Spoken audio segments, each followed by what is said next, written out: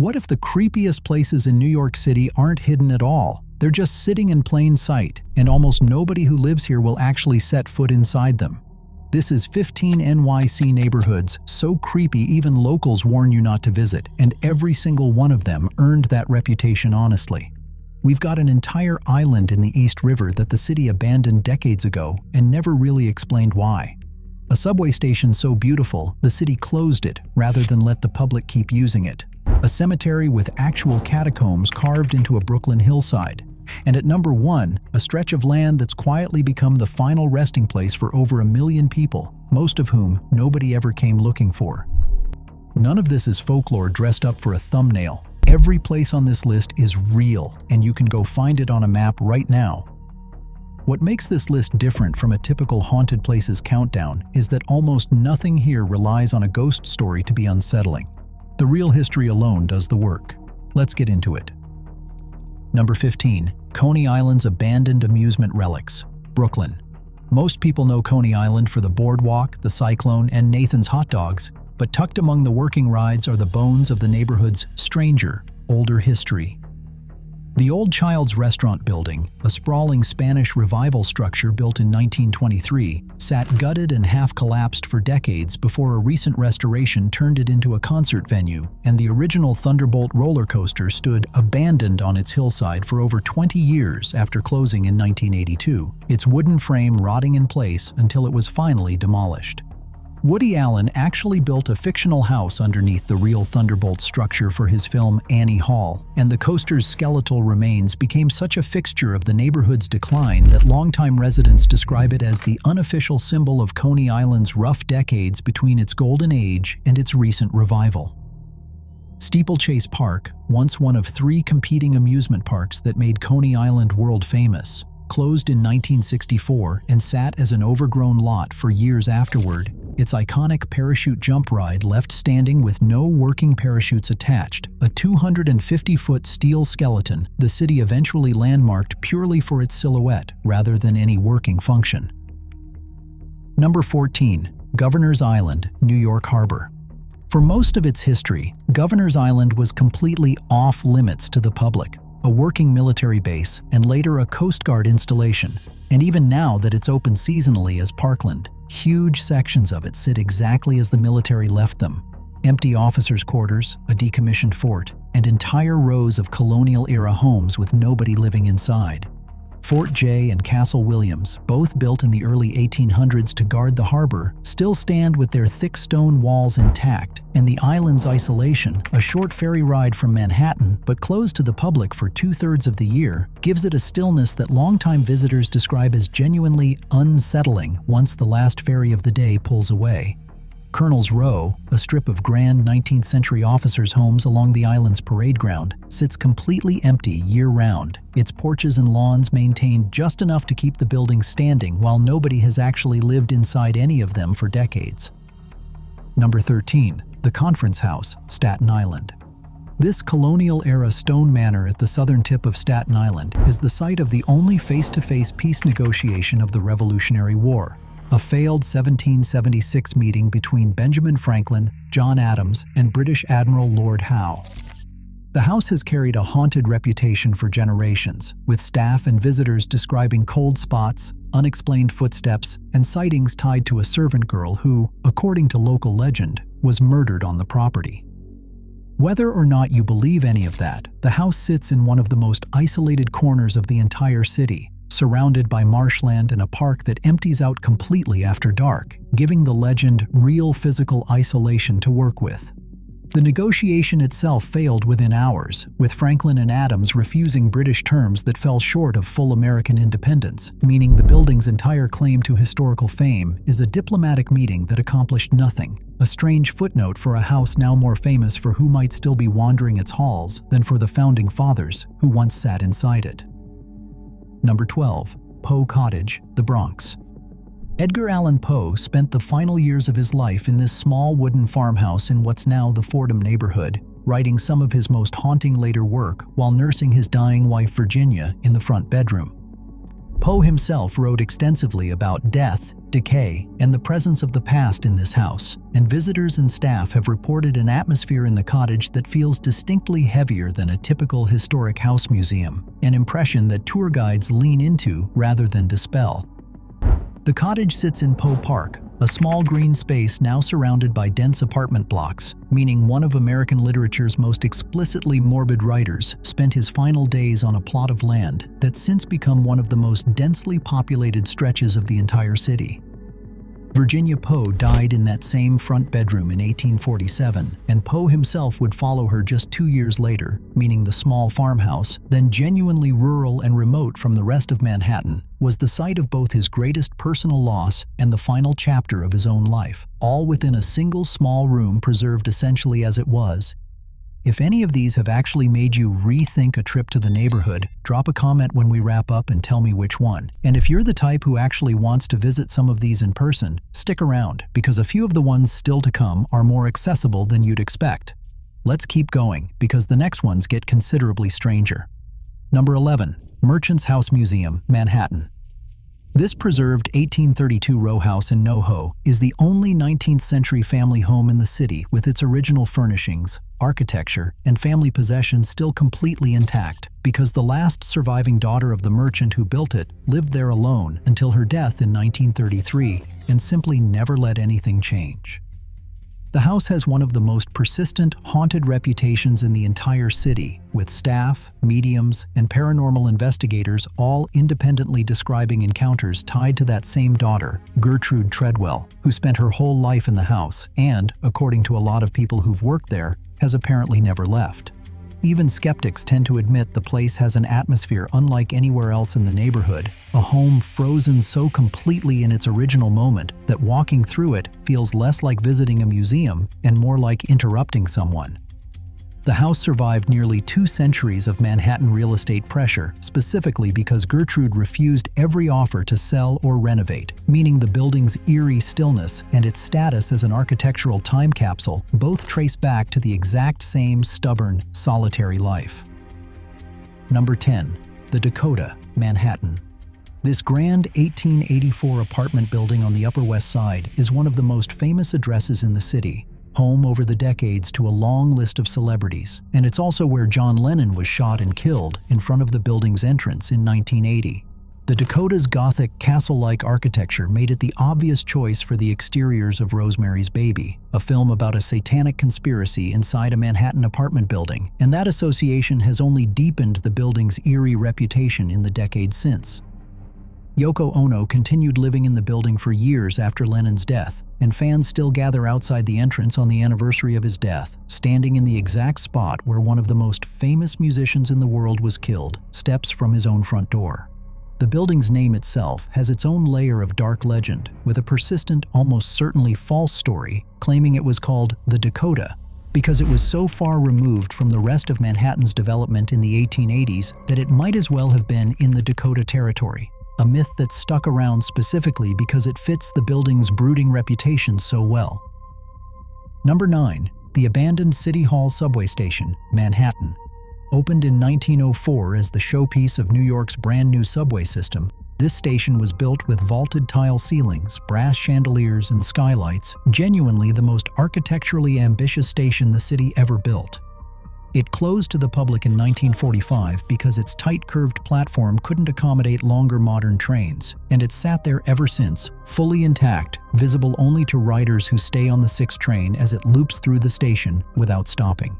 Transit historians and urban explorers consider it one of the most beautiful abandoned spaces in the entire city, and the Transit Museum runs extremely limited tours, but for almost everyone else, it exists purely as something you glimpse for 2 seconds through a train window and then can never quite get back to. The station was originally meant to be the crown jewel of the entire subway system, unveiled with enormous civic fanfare on opening day in 1904, which makes its abandonment less than half a century later feel less like decay and more like the city simply outgrowing its own proudest achievement and locking the door behind it. Number 8. Greenwood Cemetery, Brooklyn. This 478-acre Victorian-era cemetery is the final resting place for over 570,000 people, including Leonard Bernstein, Boss Tweed, and dozens of Civil War generals, and beneath its rolling hills sits an actual network of catacombs built directly into the hillside, one of the only such structures in the entire city. Greenwood was so popular as a scenic destination in the 1800s that it drew more annual visitors than Niagara Falls, a level of Victorian tourist obsession with elaborate mourning and monument architecture that's almost impossible to imagine today. The cemetery still holds candlelit tours through the catacombs and after-dark walks through its oldest, most overgrown sections, drawing visitors specifically for the atmosphere that daylight cemetery tourism simply can't match. Greenwood's hills were also used as a Revolutionary War battle site decades before the cemetery was ever built there, meaning some of the same ground now covered in Victorian mausoleums once saw actual combat during the 1776 Battle of Brooklyn, layering one kind of history directly on top of another. The cemetery is also home to a large colony of wild monk parakeets nesting in the wrought iron spires above its main gate, an accidental population descended from escaped pets in the 1960s that's thrived for decades in the cemetery's quiet, undisturbed grounds, adding one more layer of strangeness to a place that already draws visitors purely for its atmosphere. Number 7. Creedmoor Psychiatric Center, Queens. Parts of this still operating state psychiatric facility include entire abandoned ward buildings left standing since the institution's population shrank dramatically in the decades after deinstitutionalization reforms. The vacant buildings became notorious among urban explorers for decaying patient files, rusted medical equipment, and overgrown courtyards left almost exactly as they were the day the wards closed, and the site has developed such a strong underground reputation that trespassing arrests here are a recurring story in local news. One of the abandoned buildings has since been converted into a legal graffiti mecca known as the Doodle Trail, meaning part of the same site that spent decades as an object of urban legend is now, officially, a public art space. Creedmoor opened in 1912 at a time when the state was building massive psychiatric campuses across Queens and Long Island, and at its peak the facility housed more than 7,000 patients, a population that's shrunk to a small fraction of that since deinstitutionalization reforms swept through state mental health policy in the latter half of the 20th century, leaving building after building with no purpose left to serve. The site has become something of a case study in what happens after an institution this size is scaled back rather than fully closed, half of it still an active, functioning hospital, half of it left to decay, with only a fence and a few hundred feet separating patients receiving care today from wards that have sat completely untouched since the Nixon administration. Number 6. Seaview Hospital, Staten Island. Built in the early 1900s as a sprawling tuberculosis sanatorium, Seaview was, at the time, the largest hospital of its kind in the country, and it's credited as one of the sites where the first successful tuberculosis drug trials took place in the early 1950s, effectively helping end the epidemic that built the hospital in the first place.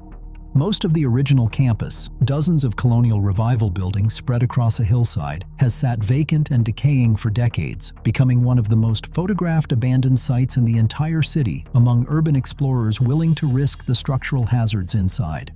A small portion of the property still operates as a nursing home, meaning the site holds the strange distinction of being simultaneously active and a ruin, separated by nothing more than a chain-link fence. At its height, Seaview treated thousands of tuberculosis patients at once, isolated deliberately on Staten Island's rural South Shore, specifically to keep the highly contagious disease away from Manhattan's dense population.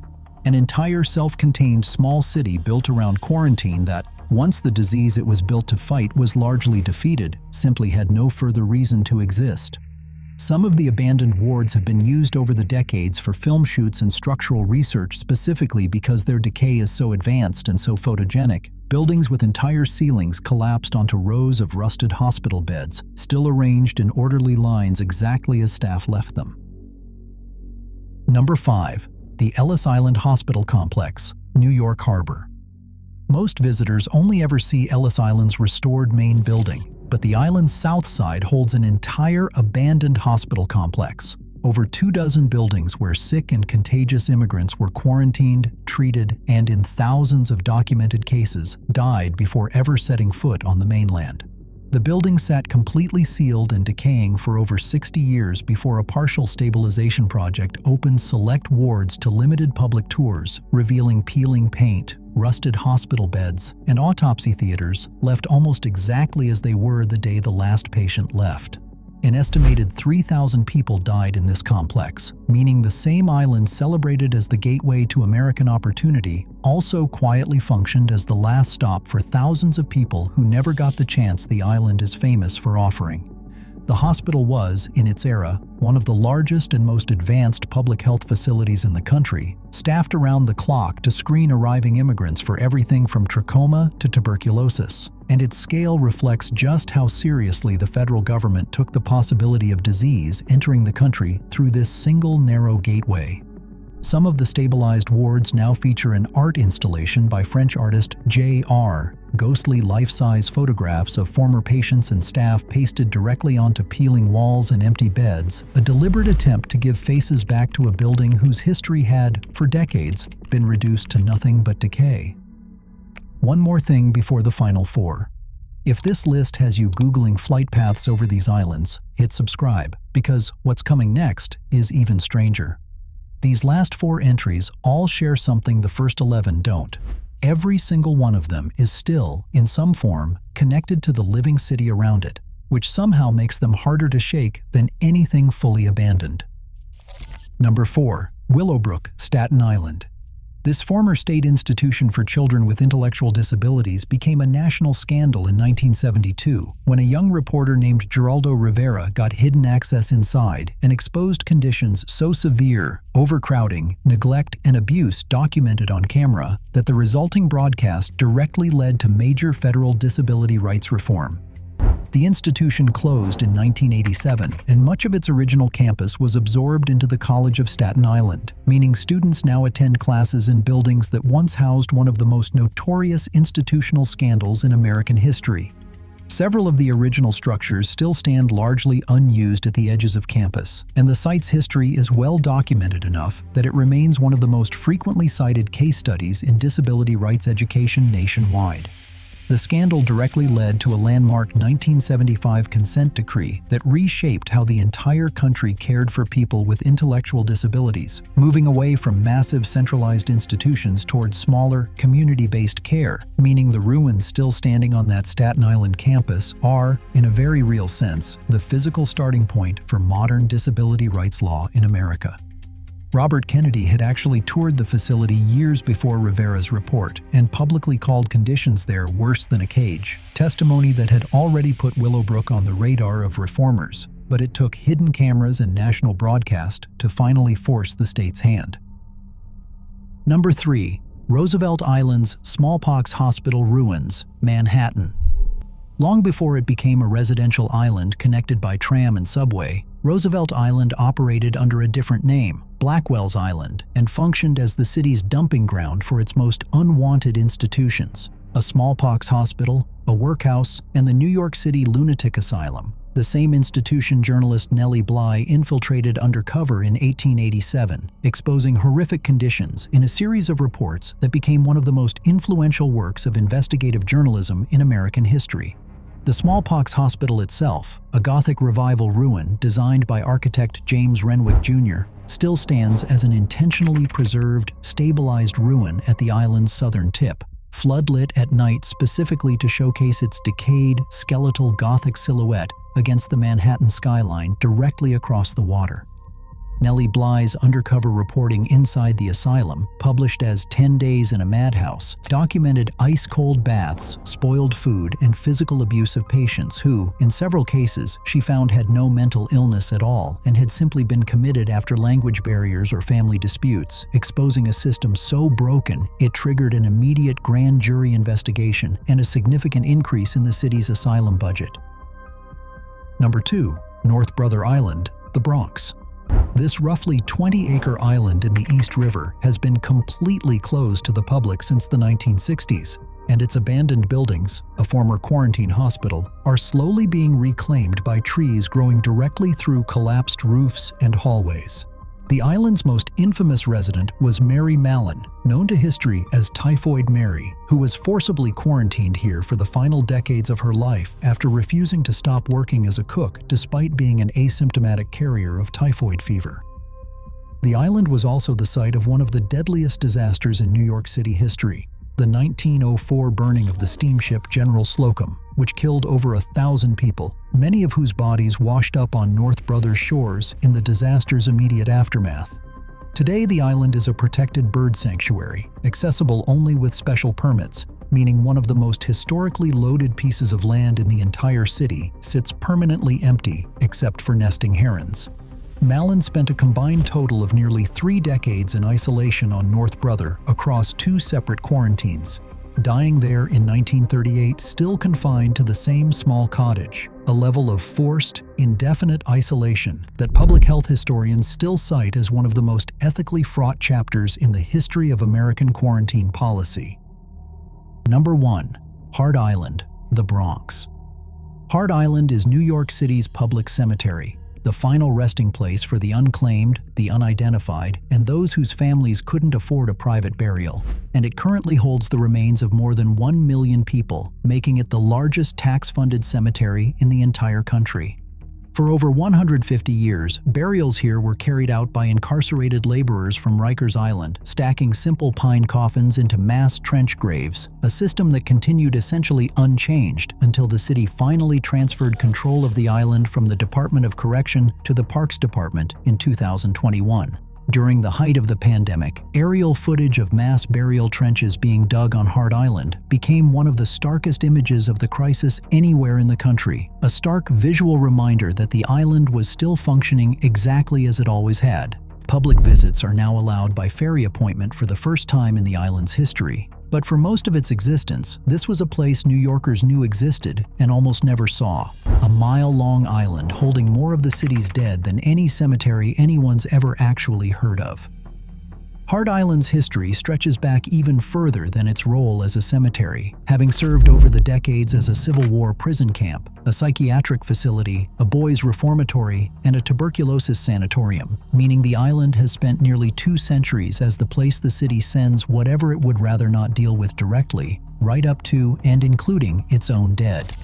Roughly 1,500 people are still buried here every single year, most of them not because their families couldn't be found, but because the cost of a private burial in New York City has simply become out of reach for a growing number of working families. A detail that turns Hart Island from a historical curiosity into a live, ongoing reflection of exactly how expensive it has become to die in this city, not just to live in it. So there's the pattern underneath this entire list, if you look closely. Almost none of these places are creepy because of ghost stories invented for entertainment. They're creepy because of what actually happened there. Quarantines, asylums, mass graves, institutional scandals, real history that the city mostly just quietly closed the gates on, rather than confront directly. That's a very different kind of eerie than a haunted house attraction, and it's exactly why these places stick with people who visit them far longer than anything designed to scare you on purpose ever could. There's also a common thread running through nearly every entry on this list that's worth sitting with. Quarantine islands, psychiatric campuses, mass graves, institutional scandals, almost all of it involves the city deciding a group of people, the sick, the poor, the mentally ill, the unclaimed, needed to be physically separated from everyone else. The buildings decayed. The impulse behind building them in the first place is a lot harder to leave in the past. If this rundown changed how you'll look at any of these 15 spots next time you pass by, subscribe, because I dig into the real history hiding behind New York's strangest locations every single week. And drop a comment telling me which one of these you'd actually be willing to visit yourself. I'll see you in the next one.